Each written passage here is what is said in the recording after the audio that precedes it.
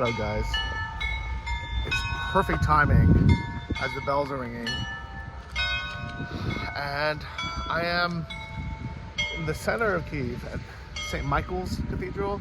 Just behind me is St. Sophia's. And exactly at 12 noon every day, we hear the bells.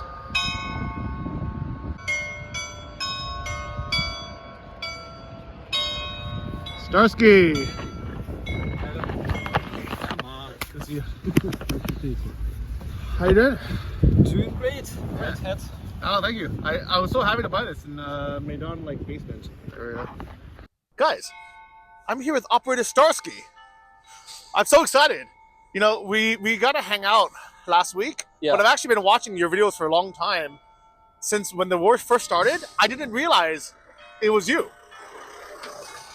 Good day everyone, Operator Starsky. Just a quick brief about day 22 of Russian invasion in Ukraine. Fun fact is that according to Russian media, 2/3 of Ukraine is occupied and all of the major cities are besieged. Reality is that Ukrainian troops keep pushing invaders further away from the cities. So today, since the very morning, every citizen of Kyiv could hear the sound of artillery working on the north of our beautiful capital of Ukraine.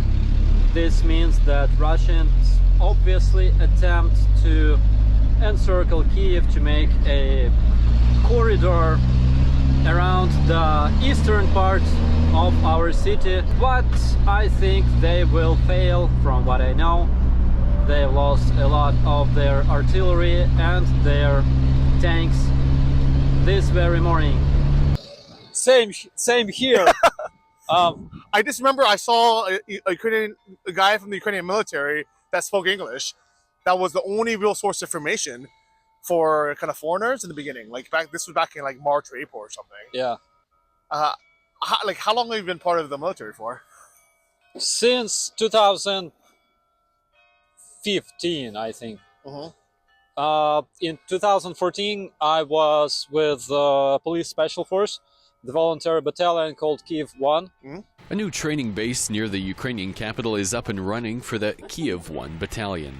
The volunteers are untested in conflict, but conditions at the training base are complete with checkpoints and camouflage shelters to recreate the conditions of war. Near one mock-up checkpoint, the volunteer soldiers have built a dummy resembling Russian actor Mikhail Poroshenkov, who was filmed last month firing at Ukrainian troops holding the Donetsk airport. And in 2015, I joined the Rapid Reaction Brigade of the National Guard, basically where I'm serving right now. Welcome to our temporary press center of the Rapid Response Brigade of the National Guard of Ukraine. I'm Operator Starsky. Also, city of Chernihiv have received a heavy artillery fire during the whole night. Wow, okay. And then, what was your role back then in the military? I was a machine gunner at first, then I was transferred to the infantry battalion as a rifleman. And then I've been offered to pass the NCO school in Ukraine for Ukrainian sergeants. And this is how I became kind of noisy. And this is how I became a platoon sergeant. And then in 2018, I guess, after numerous deployments, I've been offered a position of a press officer because my command somehow learned that I have a background in communications. Yeah, and your English is really good too. Thank you. But you actually fought on the front lines. You were actually, you're not just not a YouTuber, but you're not just a voice. You actually fought. Yeah, prior to this invasion, I had numerous deployments on the east, together with my infantry battalion.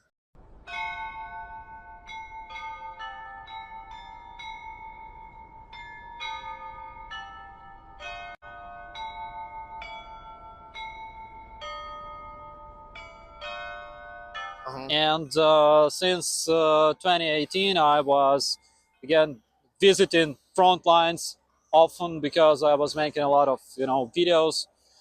And my brigade usually was deployed in hot spots of the front lines, like Svitlodarsk Bulge. Currently, they are in Bakhmut. The Russians have tried to take Bakhmut. When I say the Russians, I'm talking about the Wagner group, the mercenary group, who are determined to take Bakhmut, although it doesn't have a great deal of strategic value.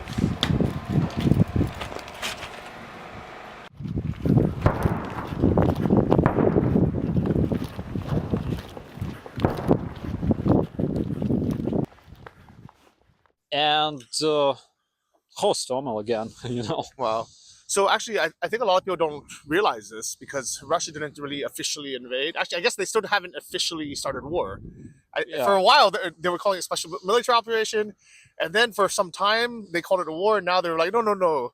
It's just a small operation. Yeah, nothing serious. Yeah, but technically, from what I know, and please correct me if I'm wrong, back in like 2014, Russia started sending kind of unmarked military both to Crimea, but also to Donbass. Hybrid forces. We've seen it for ourselves. This column of armored personnel carriers roaming the roads here in Ukraine's Crimea. Morning. Good morning. The president has said publicly that there will be costs if the Russians invade. Now they have. What kind of costs can we impose on them? Hard to figure out exactly what those would be. What the president has said already is the United States will stop planning for this G8 summit, which is supposed to be in Sochi, where the Olympics were.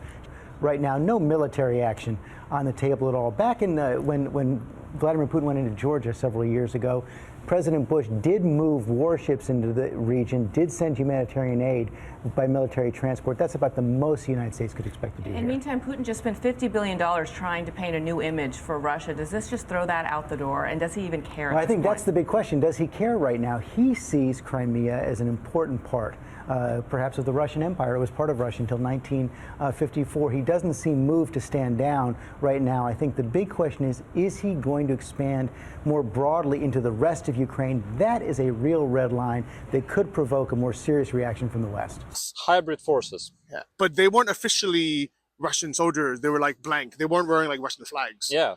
So, and they started arming people there.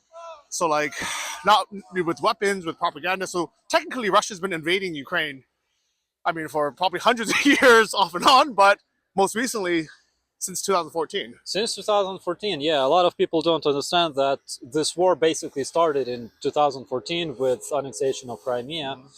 But of course, because you cannot hide 30,000 men, like they are not like a needle in a bag. All kinds of OSINT intelligence agencies and stuff did big job, to identify their troops, their regular troops on Donbass since 2014, as well as in Crimea. Чого ви прийшли? Щоб ми плакали отут і не спали ночами? Куди я піду? Я у нас у церкві піду. So I think these guys got their training from the guards outside of Buckingham Palace because they're not saying a word to anybody. Извините, вы можете сказать, из какой базы вы, из какой страны? Вы можете ответить на какой-нибудь вопрос? Yeah, they don't want to say anything. They're not wearing any insignia, but it's pretty clear that they're Russian. And basically, that's the reason why Russia has all those sanctions since 2014. Ah, that makes sense. So online and like YouTube comments, and it's always hard to tell if it's an actual Russian propaganda, troll or machine. Sorry, we gotta get away from all these snow guys. He's following us. I know. But yeah, it's always hard to tell if it's like an official Russian bot or, unfortunately, someone who just fell for the Russian propaganda and they started to like respread this information. But people sometimes write, Ukraine's army has been fighting against Ukrainian civilians in Donbass since 2014 for 8 years, just bombing civilians. But common sense has always told me, how would these civilians have missiles and tanks and all these heavy equipment if it was just actual civilians? You know, it's not like Tiananmen Square in China where it was students with bicycles fighting against the Chinese Communist Party. In Donbass, it's been a war happening. Yeah, exactly.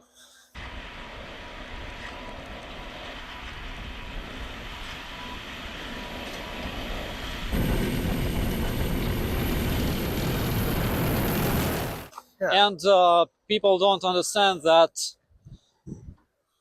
if, like, you know, had Russian troops not invaded Ukraine back in 2014, there would be no separation of Donbass. Yeah. Because Donbass never asked about being separated or autonomous or, you know, independent from Ukraine until 2014 when Russia invaded. Yeah, and even if politically some people, you know, I'm sure there's always a minority of people who would rather be more pro, you know, pro Russian, politics or economic wise. That is something that people can vote for, and people have voted. So it's crazy that in 2022 we have a full-scale war and invasion, and as we can see, these are some of the Russian actual tanks that have been destroyed and brought here to center of Kyiv. Yeah, some of them were brought from Hostomel, basically. I will send you pictures later. Yeah, please. Yeah, with that.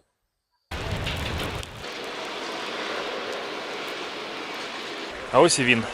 Найбільший літак у світі. Ан-225 «Мрія». Напружені бої. І ось один з наслідків. Зараз йдемо по території аеродрому. І в буквальному сенсі територія всіяна розбитою бронетехнікою. Десятки одиниць найрізноманітніших. БМП, БТРи, вантажівки. Ось танк. І перша була ударна група, я так розумію, а за ними прийшли гелікоптери з десантом. So actually, last time I was here, I was looking at some of these tanks, but actually, I don't know that much about military stuff. Can you tell me what some of these things are? Yeah, so that's judging from its wheels, it's T-72, I think. Just a second.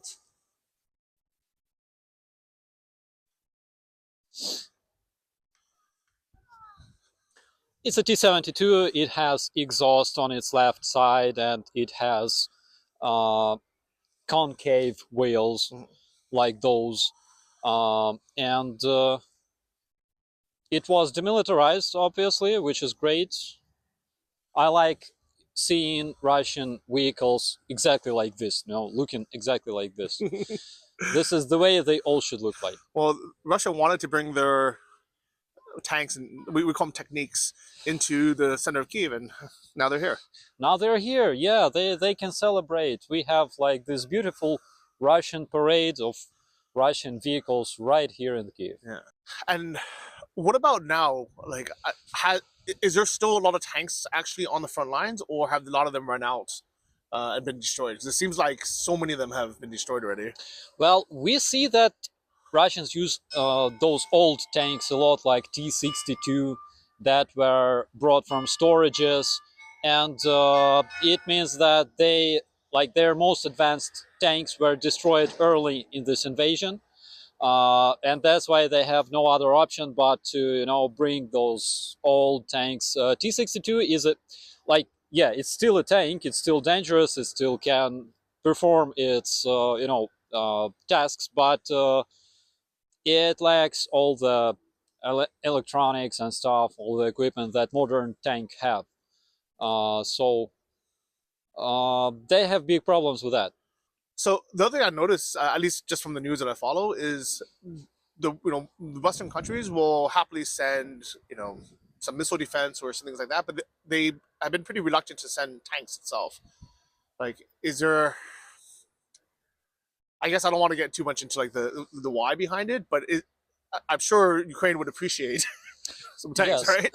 Right? Bringing any kind of vehicles to Ukraine, be it tank or an airplane or whatever, requires bringing some kind of infrastructure to maintain those vehicles, you know? So it's not only about educating crews how to operate those, but it's also about being able to maintain stuff. One tank requires a lot of technicians to take care for them. That makes sense. Let's head out this way. It's always surprising to see so many people kind of visiting, almost like an open air museum. Are these all the same type of tanks, or these are different? Well, judging from what I see, I know it's a bit hard because they're covered in snow now. So this one is T-72. This one is obviously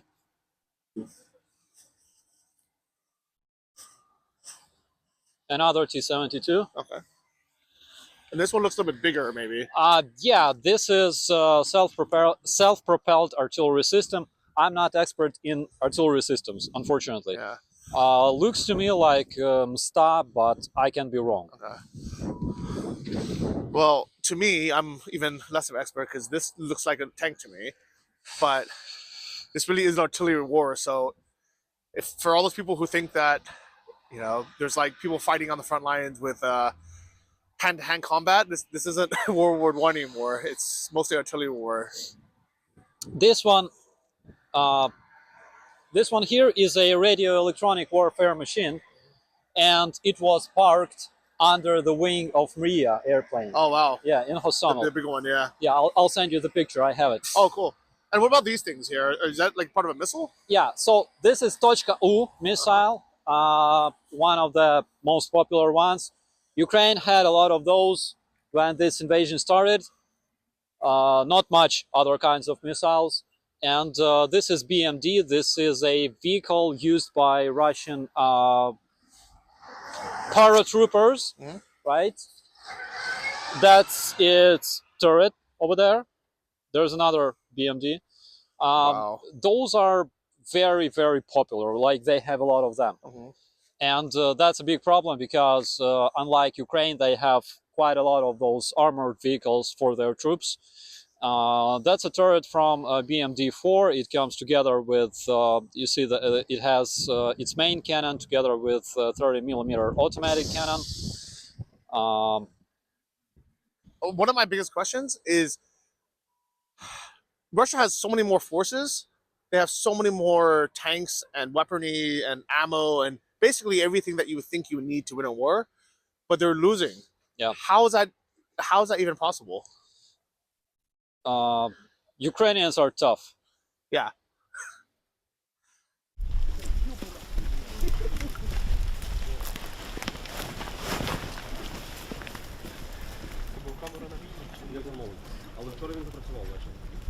Будемо займатися зачисткою одного із сіл, в якому зараз знаходяться орки з броньованою технікою. По даним розвідки, до батальйону.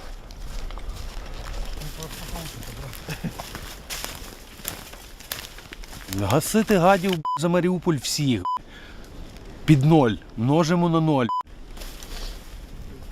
Ukrainians are tough. Yeah. And I think that morale and a reason to fight is probably one of the biggest parts of the war, where I don't think Russian soldiers really understand why they're here. And once they get here, I think very quickly, when they get the big middle finger welcome from everybody, they're like, why are you here in our country? We didn't ask for you. We don't need help saving. We don't need liberation. Get the hell out of here. And that I cannot imagine is very good for the Russian morale. Versus Ukrainians, they have to fight. Ukrainian rebels were fighting against Russians, against Soviet occupiers for decades, right? In 40s, in 50s, and NATO was not giving them weapons in 50s, but they were still fighting.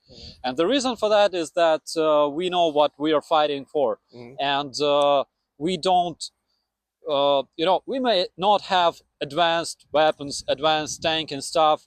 We will fucking tear those motherfuckers to shreds with our teeth and fingers and fists, because we are fighting for our future, for our survival, while Russians die for nothing. They die for no reason here. but we are glad to help them. Тут кожен день, як зараз на фоні. Ой, гірше. Розкажіть, трошки опишіть. Те, що танки, ствольна артилерія, міномети, авіація деколи залітає. Своїми силами пробували вибити. В них не вийшло запитатися. Хай сидять вдома. Бо українська земля їх не приймає. Валяються повсюди, гниють. Таке сморять від них. Yeah, absolutely. And you know what? Let's walk towards the center, because unlike the strong Ukrainian-born guys here, I can't handle this cold. So I think we need to go warm up somewhere in a cafe or something soon. Actually, Johnny decided to spare me because I'm hungry like hell. And and Johnny is worried that I'm gonna get thin. I don't want to get thin. I'm also hungry though, just to let you know.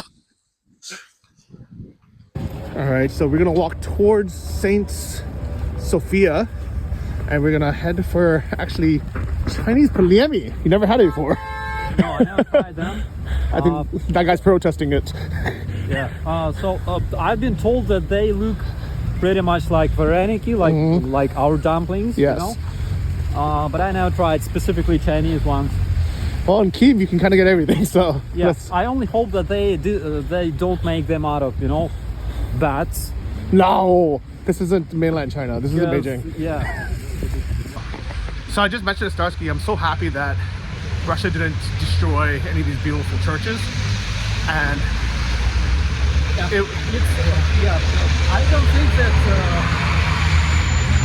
don't think that Putin would destroy churches, specifically to make us upset. It makes no sense. But on the other hand, a lot of our infrastructure and important civilian infrastructure is being destroyed every day. Yeah, and I think they're hitting these apartment buildings and residential buildings. I actually don't think Putin is like, okay, let's send this $500,000 missile to hit some guy's apartment building. I think they're just sending so many, and either they have bad aim sometimes or things happen. But either way, at the end of the day, the only two things that really are true is that's 100% is if Russia wasn't firing these missiles, nobody would be getting killed. And then second, it's like it doesn't, it happened. Like if some civilians die, like the guys in Poland, like they wouldn't be dead if Russia wasn't sending missiles into Ukraine. That's all that matters. Absolutely.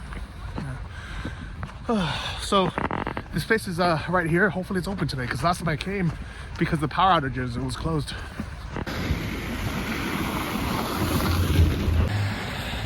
Wow, that van almost spun out. But here we are. Kyiv palemi, literally.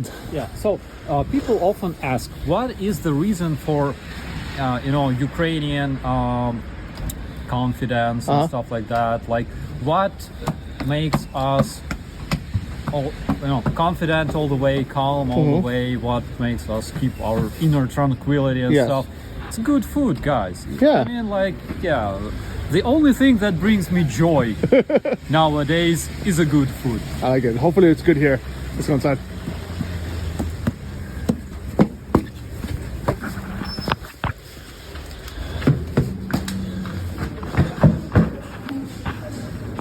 Okay. Akuya? So Starsky's real job is actually food photographer, secret passion. Actually, I'm a wedding photographer. Oh, well, if I ever get married, I know who to call for a favor. So today we are having Chinese palemi. Actually, it does look like Reniki, right? And then we have the fried ones too. We have traditional pork and shrimp. We have some beef and corn, and little boiled and fried. Shmesh noho. All right, so you had your first bite. What do you think of your Chinese palemi? It's amazing. I lost my gift of English language. Holy shit. And your chopstick skills. Yeah. I hope your rifle skills were better than your chopstick skills. Mesh no hole. It's awesome. I'm happy you like it. I tried these. I think these are even better because they're a little bit crunchy. So they have a little bit different texture. So after COVID, I lost my sense of smell. And later I had it back, but it was distorted. Oh wow! So I couldn't eat 90% of meat. Wow. Okay. Yeah, but this tastes amazing. Oh. Also good. Okay. All right. You can go first.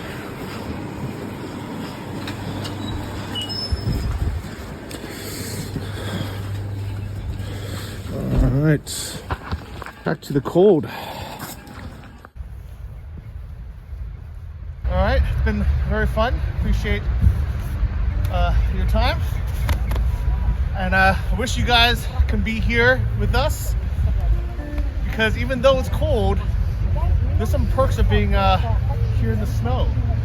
Look how nice and fluffy the snow is.